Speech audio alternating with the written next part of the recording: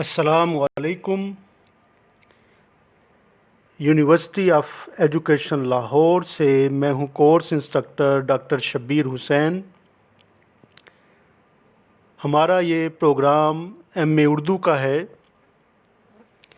University of education के MA Urdu programme के course जदीद उर्दू नज़्म का मैं कोर्स इंस्ट्रक्टर हूं। जदीद उर्दू नज़्म जिसे एमए उर्दू में लाजमी कोर्स के तौर पर पढ़ाया जा रहा है और इसका कोड उर्दू 4120 है। ऑनलाइन क्लासेस के सिलसिले में आज इस निसाब का लेक्चर नंबर 18 है। ये लेक्चर नंबर 18 उसी का तसलसल है जो लेक्चर्स हम उर्दू नज़्म के जदीद अहद में बुनियाद गुजार बारे जान चुके हैं और जारी रखे हुए हैं। आज की गुफ्तगू फैज़ अहमद फैज़ की शायरी से ही मुतल्लिक़ होगी। जैसा कि गुज़श्ता लेक्चर के आखिर में मैंने अर्ज़ किया था कि हम फैज़ के हवाले से नज़्म का शायर, गज़ल का शायर जैसे मबाहिस को भी ज़ेर गुफ्तगू लाएंगे। चूँकि फ़ैज़ को हमने जदीद उर्दू नज़्म निगारी में शामिल किया है, तो इस हवाले से हमारा आज का ये लेक्चर जो है वो फ़ैज़ की शायरी की मज़ीद तफ़हीम और अंडरस्टैंडिंग की तरफ एक कदम होगा। गुज़श्ता लेक्चर हमारा फ़ैज़ की शायरी के हवाले से इब्तदाई लेक्चर था। हमने देखा था कि फ़ैज़ कुछ भी थे, अव्वलन वो शायर थे और उन्होंने ज़िंदगी के नशेब व फराज को नए अंदाज से देखा था। उनके अंदर जो मौजूद तवाज़ुन था, तवाना शऊर था, शेरी फ़िज़ा उनकी मुख्तलिफ थी, इन सारी बातों को रवायत के साथ और नए मफ़ाहीम के साथ इस्तारों के इस्तेमाल करना, ये फ़न हमने इस बारे गुफ्तगू की थी। आज हम उसी सिलसिले में बात को आगे बढ़ाएंगे और फ़ैज़ की शायरी के बारे में अगले लेक्चर को हम आज यहाँ उस पर बात करेंगे और उसे आपके सामने पेश करेंगे। फ़ैज़ जैसे कि कहा गुज़श्ता लेक्चर में भी कि अव्वलन शायर हैं। फ़ैज़ की शायरी नज़्म और गज़ल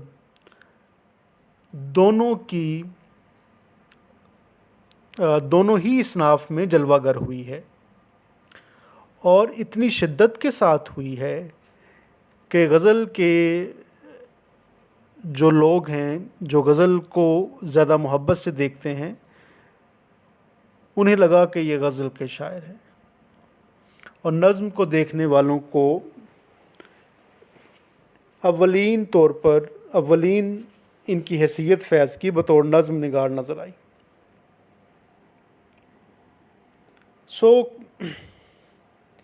किसी ने कहा कि ये तगज़्ज़ुल का रंग इतना गहरा है कि ऐसा तगज़्ज़ुल एक गज़ल गो के हाँ ही हो सकता है और नज़्म पर भी तगज़्ज़ुल का ही गलबा दिखाई देता है, लिहाजा इनकी नज़्म को भी गज़ल ही समझा जाए। किसी ने कहा कि जो नज़्म में इस्तारे इस्तेमाल होते हैं, इन्होंने जो नज़्म में मौज़ूआत थे, जो नज़्म का क्राफ्ट बनता था, जो मौज़ूई तौर पर अशार नज़्म के हिस्से में आना चाहिए थे, इन्होंने गज़ल में बरत दिए। तो यूँ फ़ैज़ के हवाले से, तख्लीक़कार होने के हवाले से ये भी एक बुनियादी सी बहस जो है वो चलती रहती है।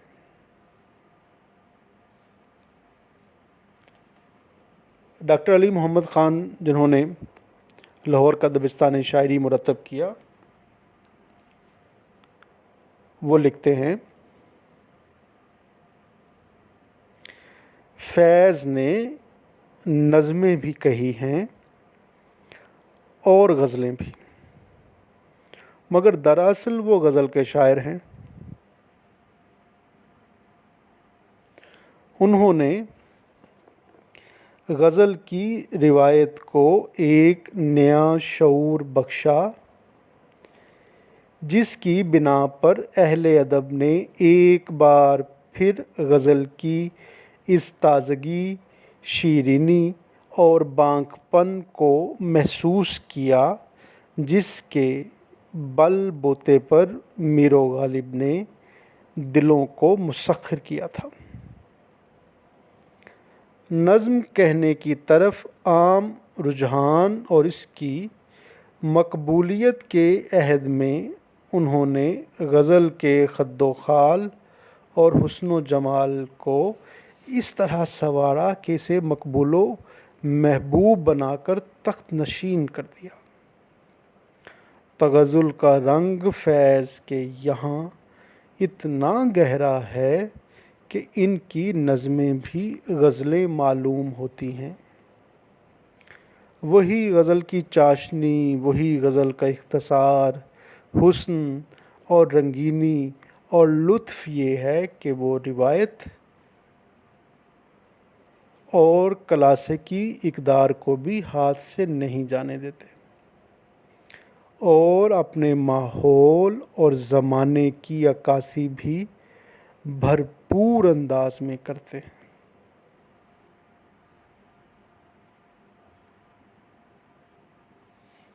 فیض کی نظمیں ہوں یا غزلیں ہوں،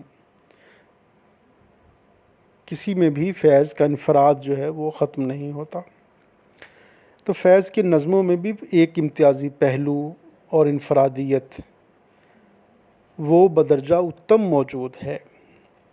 ابھی جو ہم نے دیکھا رائے کو ڈاکٹر علی محمد خان کی، تو ہم نے اس میں فیض کو غزل کے حوالے سے دیکھا۔ دوسری اب دیکھ رہے ہیں کہ رائے میں فیض کہاں کس طرح کا شاعر بنتا ہے، تو اس حوالے سے اس کی مختلف جو صورتیں ہیں، تو ایک بات تو ذہن میں رہنی چاہیے کہ فیض دونوں طرح سے ہی امتیازی پہلو اس کا فیض کا وہ اس کا انفراد ہے۔ جہاں پرانی علامتوں کو نئے نئے معنی دیے ہیں، وہاں اپنے فکر و خیال سے سیدھے سادے الفاظ، تراکیب، تشبیہ و استعارات کو بھی اپنے اشعار میں، شاعری میں، نظم یا غزل اس طرح برتا کہ نئی تاثیر اور معنویت اس سے نکل آئی، برآمد ہوئی۔ سید سجاد ظہیر نے زندان نامے کے جو ہے وہ آغاز میں فیض کی نظم گوئی پر بھی گفتگو کی تھی۔ وہاں دیکھتے ہیں کہ وہ کیا سمجھتے ہیں۔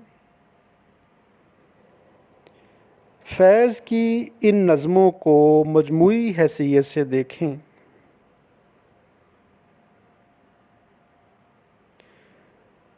تو ہمیں معلوم ہوتا ہے،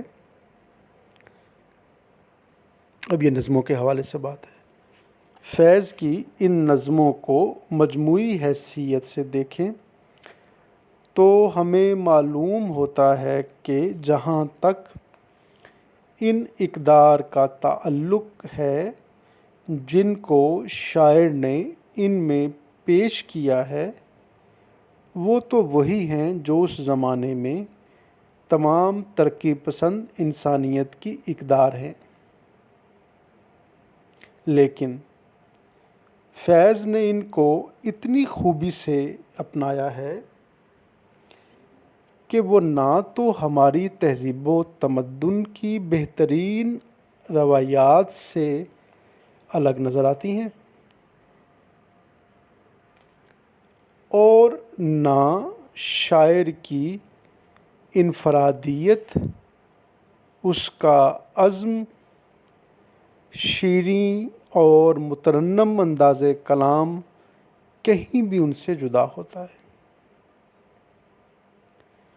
اس کے متحرک اور رواں استعاروں میں ہمارے وطن کے پھولوں کی خوشبو ہے، اس کے خیالات میں ان سچائیوں اور جمہوری مقاصد کی چمک ہے جن سے ہماری قوم کی عظیم اکثریت کے دل روشن ہیں۔ یہ تھی سید سجاد ظہیر کی رائے، جو انہوں نے فیض کی نظموں کی مجموعی حیثیت کو سامنے رکھتے ہوئے دیکھی، اور اس کے اندر سے فیض کی انفرادیت کو، تہذیب و تمدن کے ساتھ لگاؤ کو، سچائی کو، خلوص کو، ان چیزوں کو نمایاں پایا۔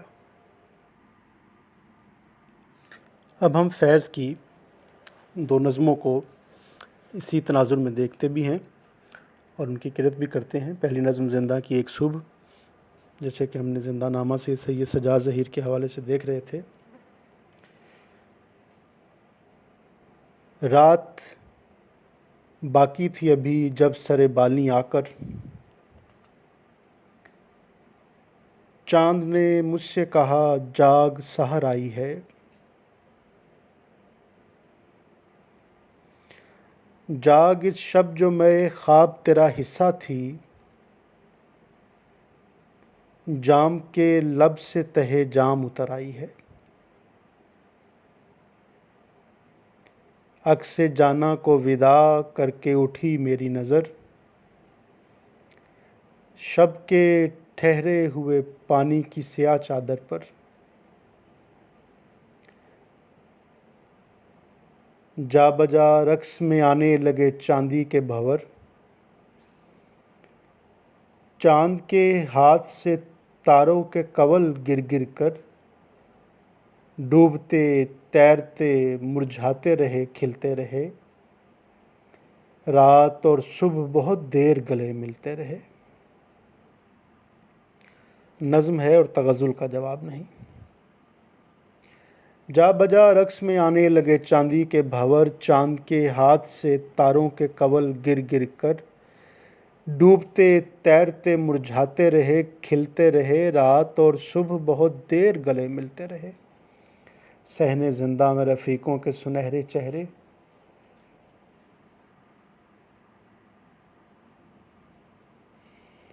صحن زندہ میں رفیقوں کے سنہرے چہرے، سطح ظلمت سے دمکتے ہوئے ابھرے کم کم۔ نیند کی اوس نے ان چہروں سے دھو ڈالا تھا، دیس کا درد فراقِ رخ محبوب کا غم۔ دور نوبت ہوئی پھرنے لگا بیزار قدم، زرد فاقوں کے ستائے ہوئے پہرے والے۔ دور نوبت ہوئی پھرنے لگے بیزار قدم، زرد فاقوں کے ستائے ہوئے پہرے والے، اہل زنداں کے غضبناک خروشاں نالے، جن کی باہوں میں پھرا کرتے ہیں باہیں ڈالے۔ لذت خواب سے مخمور ہوائیں جاگیں، جیل کی زہر بھری چور صدائیں جاگیں۔ در دروازہ کھلا کوئی کوئی بند ہوا، دور دروازہ کھلا کوئی کوئی بند ہوا، دور مچلی کوئی زنجیر مچل کے روئی، دور اترا کسی تالے کے جگر میں خنجر۔ یہ وہ استعارات جن کی وہ بات کر رہے تھے تمثال کی وزیر اعلیٰ صاحب۔ دور دروازہ کھلا کوئی کوئی بند ہوا، دور مچلی کوئی زنجیر مچل کے روئی، دور اترا کسی تالے کے جگر میں خنجر۔ سر پٹکنے لگا رہ رہ کے دریچہ کوئی، گویا پھر خواب سے بیدار ہوئے دشمن جاں، سنگ و فولاد سے ڈھالے ہوئے جنات گراں، جن کے چنگل میں شب و روز ہیں فریاد کناں، میرے بیکار شب و روز کی نازک پڑیاں۔ اپنے شے پور کی رہ دیکھ رہی ہیں یہ اسیر، جس کے ترکش میں ہے امید کے جلتے ہوئے تیر۔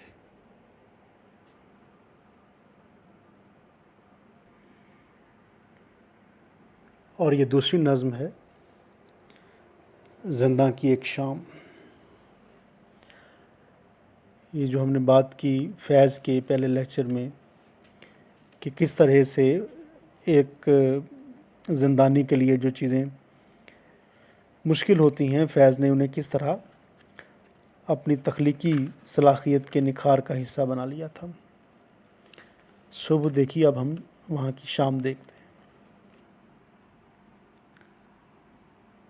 اور دیکھتے رہیے گا کہ کس طرح سے مصرے برابر آ کر کہیں کہیں غزل کے مصرے ہی لگتے ہیں، لیکن وہ تغزل ہے، نظم میں تغزل ہے۔ شام کے پیچ و خم ستاروں سے، شام کے پیچ و خم ستاروں سے، زینہ زینہ اتر رہی ہے رات،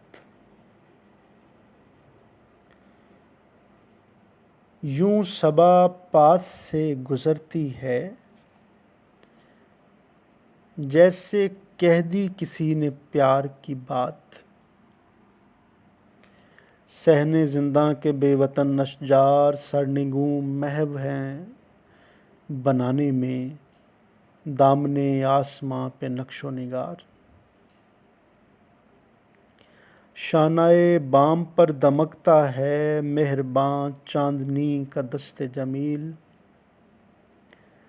خاک میں گھل گئی ہے آب نجوم، نور میں گھل گیا ہے عرش کا نیل، سبز گوشوں میں نیلگوں سائے لہلہاتے ہیں جس طرح دل میں موج درد فراق یار آئے۔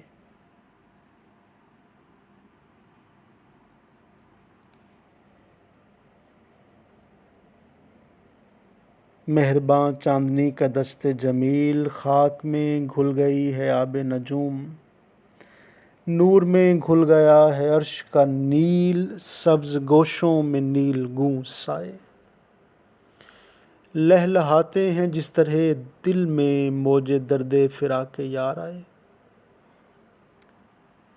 دل سے پہم خیال کہتا ہے اتنی شیریں ہے زندگی اس پل، ظلم کا زہر گھولنے والے کامراں ہو سکیں گے آج نہ کل، جلوہ گاہ وصال کی شمع وہ بجھا بھی چکے اگر تو کیا، چاند کو گل کریں تو ہم جانیں، چاند کو گل کریں تو ہم جانیں۔ عزیز طالب علموں، یہ وہی سروکار ہے فیض کا جس کا ذکر سجاد ظہیر نے بھی کیا، جس میں ایک امید موجود ہے، جس کے اندر تہذیب و تمدن موجود ہے، جس کے اندر ترقی پسند انسانیت کی اقدار ہے، ترقی پسند انسانیت کی اقدار ہے، جن کے اندر شاعر کا انفراد موجود ہے، ترنم موجود ہے، شیرینی موجود ہے، متحرک و رواں استارے موجود ہیں، وطن کے ساتھ محبت بھی ہے۔ تو یہ سب مل جل کر فیض کو دونوں اعتبار سے، غزل اور نظم دونوں اعتبار سے فیض کو بہت نمایاں کر دیتا ہے۔ تو یوں فیض کے اس مقام کو حاصل کرنے میں فیض کے انفراد کا بہت گہرا ہاتھ ہے۔ تو وہی مجموعی خصوصیت، ترقی پسندہ اقدار، خوبی سے اپنانا ان کو، اور شاعر کا انفراد، اور وہ سب روشن ہونا، یہ ہم نے ان دونوں نظموں میں بھی دیکھا۔ عزیز طالب علموں، ہمارا آج کا یہ لیکچر فیض کی شاعری کو سمجھنے کے حوالے سے اگلا لیکچر تھا۔ فیض کی شاعری کے حوالے سے ہی ہمارا آئندہ لیکچر ہوگا، اور ہم اس میں فیض کی شاعری میں موجود تمثال اور دیگر چیزوں کو ضرور دیکھیں گے اور ان پر غور و فکر کریں گے۔ عزیز طالب علموں، آج کے لیکچر کے حوالے سے آپ کے ذہن میں کوئی بھی سوال ہو تو وہ ضرور پوچھیے۔ اللہ آپ کا حامی و ناصر ہو۔ اجازت دیجیے۔ اللہ نگہبان۔